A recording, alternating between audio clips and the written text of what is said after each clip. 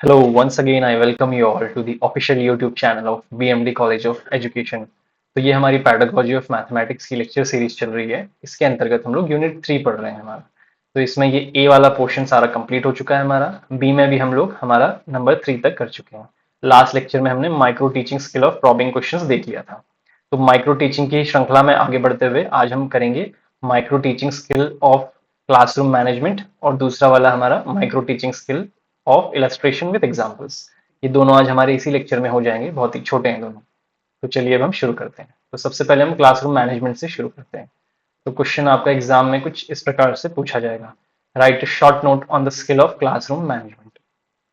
तो इसमें सबसे पहले मैं इस डायग्राम से शुरू करूंगा कि मान लीजिए आप एक बर्थडे पार्टी में जा रहे हैं, ठीक है, और जिसकी बर्थडे पार्टी है वो अकेला ही डांस कर रहा है, अकेला ही केक काट रहा है, और आप सब लोग जो बन गए हैं गेस्ट बन के, उसके फ्रेंड्स, वो सब एक कॉर्नर में सोफे पे बैठे हैं, ठीक है। उन्हें डांस करने के लिए भी कोई नहीं बुला रहा, उन्हें केक भी नहीं खिला रहा कोई, ठीक है।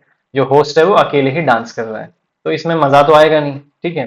तो इसी चीज को अब हमें क्लासरूम से जोड़ के देखते हैं कि a classroom where only the teacher talks is a failed party, passive listening is not learning. कि भाई क्लास में कोई भी ऐसी क्लास है जिसमें सिर्फ टीचर ही बात कर रहा है और बच्चे बस चुपचाप बैठे हैं और सुन रहे हैं, तो वो कोई एक अच्छी क्लास की निशानी नहीं है, ठीक है। एक अच्छी पार्टी, एक अच्छी बर्थडे पार्टी या एक अच्छी क्लास वही होती है जिसमें एवरीवन प्लेस। जैसे मान लीजिए बर्थडे पार्टी का हम एग्जांपल ले रहे हैं, तो एक अच्छी बर्थडे पार्टी वही है जिसमें हर कोई खेल रहा है, हर कोई हंस रहा है, हर कोई मिलजुल के चीजें कर रहा है। तो उसी प्रकार से क्लास में भी मैक्सिमम इन्वॉल्वमेंट होना चाहिए, ठीक है। Maximum active involvement, make every student joining the learning party. कि क्लास में जितने भी बच्चे हैं अलॉन्ग विद द टीचर वो सब मिलके चीजें डिस्कस करें, क्वेश्चन सॉल्व करें, ठीक है। तो ये एक बहुत ही अच्छे क्लासरूम मैनेजमेंट की निशानी है। तो यहाँ पे वही है कि the skill of prompting प्यूपिल participation is defined. Classroom management या फिर प्यूपिल पार्टिसिपेशन एक ऐसी आर्ट एंड टेक्निक होती है, ठीक है, किस चीज की, managing teaching learning situations in such a way as to maximize the student involvement of active involvement of the students. कि भाई ऐसी तकनीक होती है पढ़ाने की जिसमें मैक्सिमम ज्यादा से ज्यादा स्टूडेंट्स पार्टिसिपेट करते हैं, ठीक है। The role of the learner is highly important. The teaching cannot be confined merely to passive observation और लिसनिंग। कि जो सीख रहा है छात्र, उसका रोल सिर्फ सुनने तक सीमित नहीं होना चाहिए, ठीक है, उसे एक्टिवली पार्टिसिपेट करना है चीजों में। तो अब देख लेते हैं कि इसके मुख्य घटक क्या होते हैं इस कौशल के, इस चीज के, क्लासरूम मैनेजमेंट के। क्लासरूम मैनेजमेंट और स्टूडेंट्स को इन्वॉल्व करना, ये जो स्किल होती है, इसके क्या क्या मुख्य घटक होते हैं। तो इसमें शॉर्ट में हम देखते हैं क्या होता है, mental readiness, smart questioning, pausing in cues, और लास्ट वाला क्या है, इनकरेजिंग। तो हम वन बाय वन करके देख लेते हैं। सबसे पहला है क्रिएटिंग सेट और मेंटल रेडीनेस।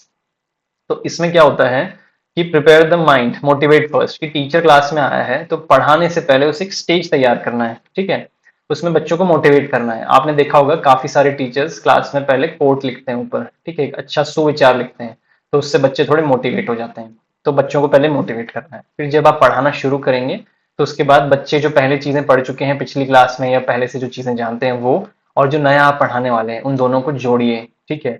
और उसके अलावा क्लास में ना कुछ ऐसे मिस्ट्री वाले प्रॉब्लम्स दे सकते हैं कि बच्चे, मानिए आप अगर आइजैक न्यूटन होते तो क्या करते, आप कैसे चीजें डिराइव करते मैथ्स। तो इस तरह से क्लास में बच्चों को मेंटल रेडीनेस या मानसिक तौर पे उन्हें तैयार कीजिए, थोड़ा सा मोटिवेट कीजिए। पढ़ाने के अलावा ये चीज बहुत ज्यादा जरूरी है। यहाँ पे वही सेम चीज लिखी है नीचे। अगला क्या हमारा घटक है, क्वेश्चनिंग, स्मार्ट क्वेश्चनिंग, ठीक है। इसमें क्या होता है कि minimize teacher talk, maximize student talk. कि भाई टीचर जो बोल रहा है क्लास में उसको हम कम करने की कोशिश करते हैं और बच्चा बोले क्लास में ज्यादा, ये हमारी कोशिश रहती है, ताकि बच्चा सीखे। जितना ज्यादा बच्चा क्लास में बोलेगा उसके सोशल स्किल इंप्रूव होंगे और वो एक अच्छा लर्नर बनेगा। तो इसके लिए क्या है सीक्रेट, आस्क डाइवर्जेंट और हायर ऑर्डर क्वेश्चंस। तो ये चीज अचीव करने के लिए टीचर को क्लास में बच्चे को क्वेश्चंस पूछने, और क्वेश्चंस भी हायर ऑर्डर वाले। हायर ऑर्डर वाले यानी जो आपको गहराई से सोचने पे मजबूर करें। उदाहरण के तौर पे आप क्लास में प्राइम मिनिस्टर के बारे में पढ़ रहे हैं कि भारत का प्राइम मिनिस्टर बनने के लिए ये क्वालिफिकेशंस होती हैं। तो डीप क्वेश्चन आप कैसे पूछेंगे कि भैया बताओ, आप अगर भारत के प्रधानमंत्री होते हैं तो आप औरतों की सेफ्टी के लिए क्या नए कानून लाते हैं। तो ये चीज बच्चों को डीप थिंकिंग के लिए मजबूर करेगी। तो ये भी एक इंपॉर्टेंट घटक है। अब थर्ड घटक हम देख लेते हैं क्या है, pausing and non verbal cues, ठीक है। इसमें क्या होता है कि टीचर को क्लास में मतलब बोलने के अलावा कुछ ऐसे गेस्चर्स करने हैं। जैसे आपने देखा होगा क्लास में टीचर ना बोलते बोलते रुक जाता है अचानक से, या अपने सर को हिलाता है, ठीक है, इस तरह के शब्द इस्तेमाल करता है, ओके, ठीक है।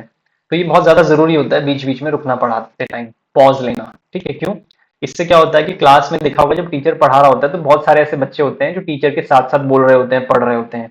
तो वो स्टूडेंट्स थोड़े से इंटेलिजेंट होते हैं, थोड़े से स्मार्ट होते हैं। तो अगर टीचर पढ़ाता ही चला जाएगा, बीच में रुकेगा नहीं, तो उन बच्चों का क्या होगा जो बेचारे स्लो लर्नर्स हैं, जो बेचारे थोड़े से कमजोर हैं पढ़ाई में। तो ये जो पॉज वाला मेथड होता है ये कूल्स डाउन करता है ओवरली लाउड डोमिनेंट स्टूडेंट्स को। जो बच्चे क्लास में काफी एक्टिव हैं, अच्छा कर रहे हैं, उन्हें थोड़ा सा स्लो करता है उनकी स्पीड। और बाकी जो शाई हैं, शर्मीले और कम तेजी से आगे बढ़ने वाले बच्चे हैं, उनको साथ साथ लेके चल सकते हैं टीचर। ठीक है। नेक्स्ट हमारा फोर्थ क्या पॉइंट है इसमें, इंकरेजिंग प्यूपिल पार्टिसिपेशन, छात्रों की भागीदारी को प्रोत्साहित करना। ठीक है, या फिर मोमेंटम को मेंटेन रखना। तो इसमें क्या करना होता है टीचर को कि positive words and supportive gestures use करने होते हैं। कि बच्चों को जितना हो सके पढ़ाते वक्त मोटिवेट कीजिए, उनकी एनर्जी को हाई रखिए। ठीक है, और ये कोशिश कीजिए कि हर कोई, ठीक है, हर कोई maximum all students participate in the discussion. ठीक है, क्लास में एक्टिवली कैसे वर्ड्स इस्तेमाल कर सकते हो आप बच्चों के लिए, ग्रेट बच्चे आप सही कर रहे हो, एग्जैक्टली exactly, ऐसे ही करना है आपको, ट्राई अगेन, ठीक है, स्पॉट ऑन, ऑसम, इस तरह के शब्द इस्तेमाल करने हैं ताकि बच्चे कॉन्टिन्यूसली एक स्पीड में बढ़ते रहें आगे और सीखते रहें। ठीक है, तो अब ये सारी चीजें आप क्लास में अप्लाई कर रहे हो ताकि ज्यादा से ज्यादा बच्चे पार्टिसिपेट करें। तो अब आपको ये चेक भी करना होगा कि भाई बच्चे पार्टिसिपेट कर रहे हैं या नहीं कर रहे ढंग से।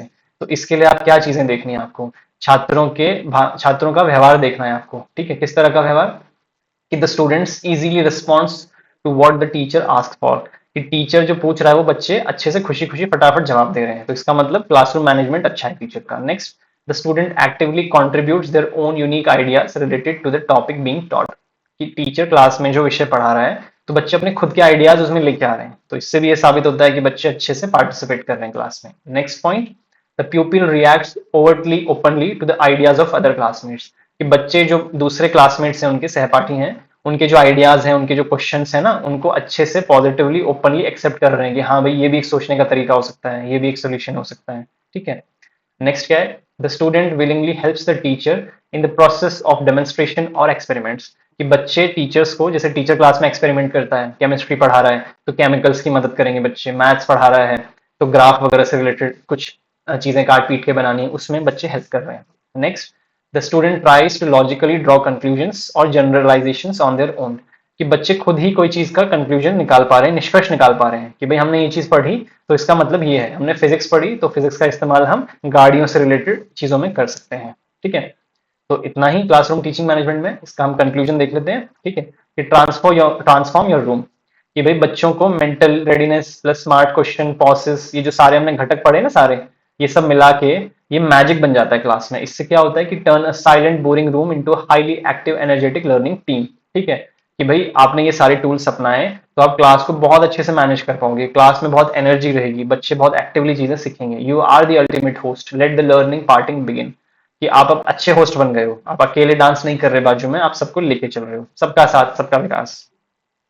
तो ये हमारा टॉपिक हो गया micro teaching skill of classroom management. ठीक है, अब नेक्स्ट वाला क्या है कि भाई skill of illustration with examples. ठीक है, micro teaching skill of illustration with examples, फिर से दिखा देता हूं आपको यहाँ पे, ये वाला micro teaching skill of illustration with examples. तो ये भी हम अभी खत्म कर लेते हैं हमारा। तो इसमें बेसिकली क्या है कि हम इस शब्द का अर्थ जानते हैं, इलस्ट्रेशन। तो इलस्ट्रेशन भी कुछ नहीं, उदाहरण देना ही होता है एक तरह से। ठीक है, तो अब हम इसका इंट्रोडक्शन देखते हैं कैसे, एप्पल एग्जांपल लेते हुए। कि मान के चलिए आपको छोटी क्लास के बच्चों को ये बताना है कि ए फॉर एप्पल मतलब क्या होता है। तो मान लो आप बच्चे को ये बोल रहे हैं कि एप्पल जो है ना, it is a round fruit with a red skin. भाई ये एक गोल तरह का फ्रूट होता है जिसकी ऊपर की चमड़ी लाल होती है। तो छोटे बच्चे कंफ्यूज हो जाएंगे इससे। ठीक है, उन्हें ये चीजें याद भी नहीं रहेगी ढंग से। ठीक है, तो बट इसका ऑपोजिट क्या करना है आपको, कि बच्चों को एक्चुअल में एक एप्पल दिखाना है आपको। ठीक है, एप्पल दिखाया आपने, कुछ स्टोरी बताई बच्चे को कि किचन में आपने देखा होगा आपकी मदर इस तरह से कुछ लाल लाल सा इस्तेमाल करती है। तो जब आप इस तरह से स्टोरी बता के बच्चे को बताएंगे तो उसे बहुत अच्छे से चीजें याद होंगी। ठीक है, बहुत अच्छे से याद होंगी, क्योंकि आपने किताबी डेफिनेशन नहीं बताई उन्हें।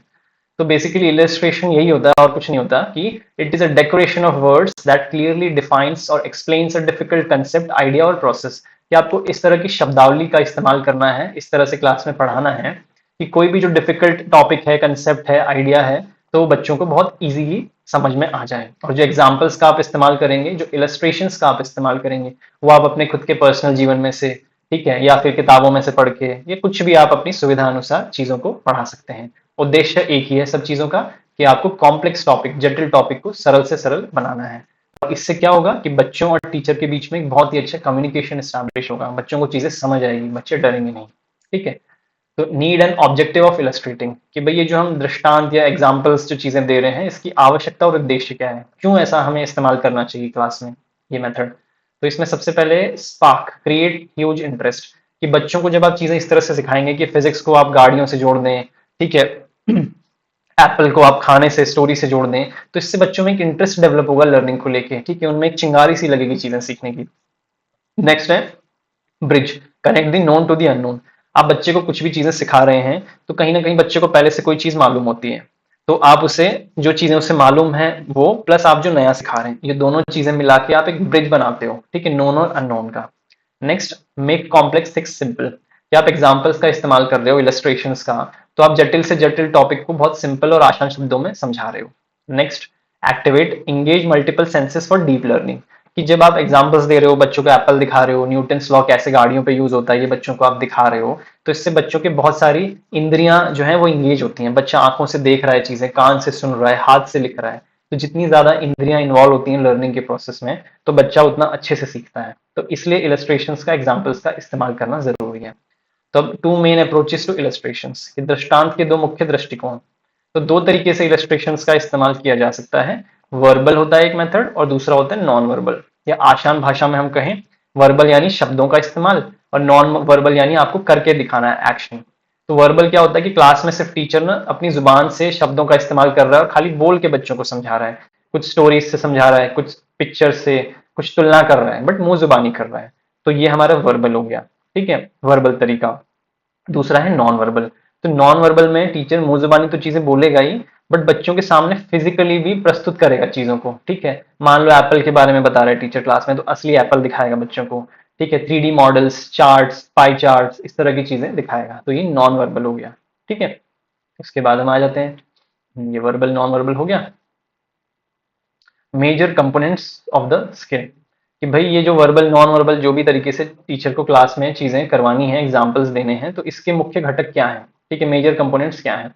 तो सबसे पहला है formulating simple and relative examples, कि कोई भी एग्जांपल आप क्लास में दे रहे हो, इलस्ट्रेशंस दे रहे हो, तो आपको एग्जांपल्स जो लेने हैं, उदाहरण जो लेने हैं, वो बहुत ही आसान, very simple to understand and directly related to the topic, कि भाई टॉपिक से जुड़े हुए और बहुत ही आसान एग्जांपल्स आपको लेने हैं ताकि बच्चों को समझ आए। If the examples are not related to the concept, they will misguide the students. ये एग्जाम्पल्स कुछ भी आप ले लोगे तो बच्चे मिसगाइड हो जाएंगे, उन्हें चीजें समझ नहीं आएंगी। ठीक है, तो आपको सिंपल और इंटरेस्टिंग चीजें ही इस्तेमाल करनी है। नेक्स्ट क्या है हमारा, सिलेक्टिंग इंटरेस्टिंग एग्जाम्पल्स। ठीक है, इसको और हम इलेबोरेटली देख लेते हैं। एग्जाम्पल्स के दो पॉइंट है कि आपको एक तो इंटरेस्टिंग एग्जाम्पल्स का इस्तेमाल करना है, और दूसरा अप्रोप्रिएट नंबर ऑफ एग्जाम्पल्स। इस डायग्राम में देख लेते हैं कि एग्जाम्पल्स आपके इंटरेस्टिंग तो होनी चाहिए, पर उसके बावजूद आपको एक सीमित नंबर ऑफ एग्जाम्पल्स का ही इस्तेमाल करना है। अगर आपने बहुत ज्यादा एग्जाम्पल्स यूज कर दिए तो बच्चा कंफ्यूज हो जाएगा। ठीक है, या फिर आपने बहुत कम एग्जाम्पल्स यूज किए तो भी बच्चा कंफ्यूज हो जाएगा, उसके जो कंसेप्ट हैं वो क्लियर नहीं होंगे। ठीक है, बच्चा कंफ्यूज स्टेट में ही रहेगा दोनों केसेस में। तो इसलिए टीचर का कर्तव्य है कि एक परफेक्ट नंबर है। ठीक है, जैसे 4 से 5 एग्जाम्पल्स एक टॉपिक के लिए लिए, तो एक परफेक्ट नंबर है। ठीक है, इससे बच्चा समझ भी जाएगा, कंफ्यूज भी नहीं होगा, ज्यादा एग्जाम्पल्स भी नहीं लगेंगे, टीचर की भी मेहनत कम लगेगी। तो एग्जाम्पल्स के टाइम पे टीचर को ये ध्यान रखना है। Next, choice of proper medium and method. The teacher must select right medium like a chart, real object or video and right method to present the illustration effectively.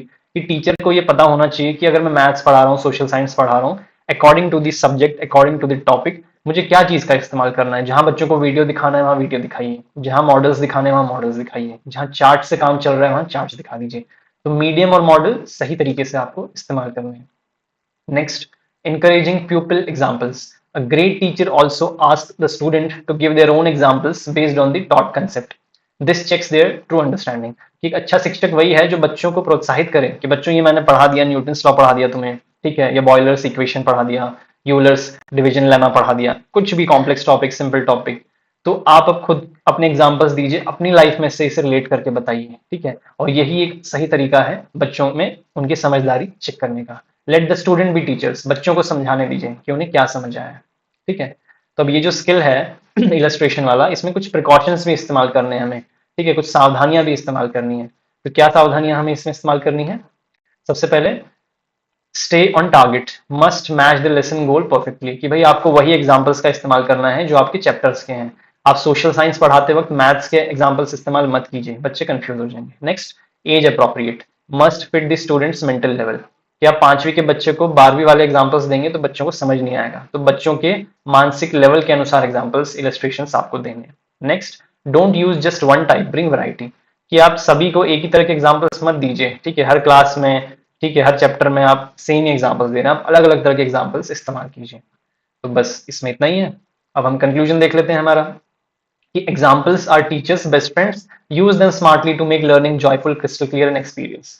कि भाई जो एग्जाम्पल्स हैं वो टीचर के बहुत अच्छे दोस्त होते हैं, टीचर को मदद करते हैं कि बच्चों को कंसेप्ट अच्छे से पढ़ाएं, मजेदार तरीके से पढ़ाएं और बच्चों के जो कंसेप्ट है वो क्रिस्टल क्लियर हो जाए।